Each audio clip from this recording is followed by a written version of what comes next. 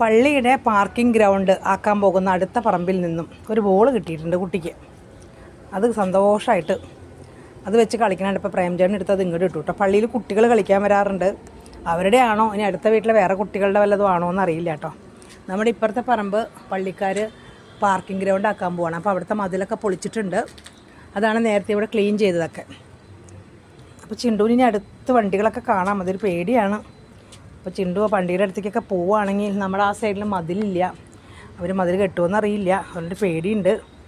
അപ്പോൾ ആ ബോൾ കിട്ടിയ സന്തോഷത്തിലാണ്. ആ ബോൾ നല്ല സോഫ്റ്റ് ബോളാട്ടാ. അവൻ തന്നെയാണ് ആ ബോൾ കാണിച്ചു തന്നത്. അപ്പോൾ പ്രേംചേട്ടൻ എടുത്ത് കൊടുത്തു അത് കളിക്കാൻ വേണ്ടിയിട്ട്. അവന് ഇഷ്ടംപോലെ ബോളുകളുണ്ട് അകത്ത്. അതൊന്നും അത്ര ഇഷ്ടപ്പെട്ടിട്ടില്ല. ഇത് കിട്ടിയപ്പോൾ ഒരു സന്തോഷം. അപ്പോൾ കളഞ്ഞ് കിട്ടിയ ബോളായിട്ടൊന്ന് കളിക്കാമെന്ന് വിചാരിച്ചു. അവൻ പോയി ബോളൊന്നും എടുക്കില്ല കേട്ടോ. അവൻ്റെ അടുത്തേക്ക് ഇട്ട് കൊടുക്കണം. എന്നാൽ മാത്രമേ അവൻ കളിക്കുള്ളൂ. കുഞ്ഞിന് ഇഷ്ടമായോ ഈ ബോൾ? ഈ ബോൾ ഭയങ്കര സോഫ്റ്റാണ്. അതുകൊണ്ട് പെട്ടെന്ന് പോവും ഓടി. ചുണ്ടു കളഞ്ഞ് കിട്ടിയ ബോളായിട്ട് നമുക്ക് കളിക്കാം കുറച്ച് നേരം. അച്ചോ, കുഞ്ഞിന് കിട്ടിയ ബോളാണോ ഇത്? കുഞ്ഞിന് എവിടെ നിന്നാണ് കിട്ടിയത്? പറമ്പിൽ നിന്ന് കിട്ടിയതാണോ? ഏതെങ്കിലും ചേട്ടന്മാരുടെ ആയിരിക്കും കേട്ടോ.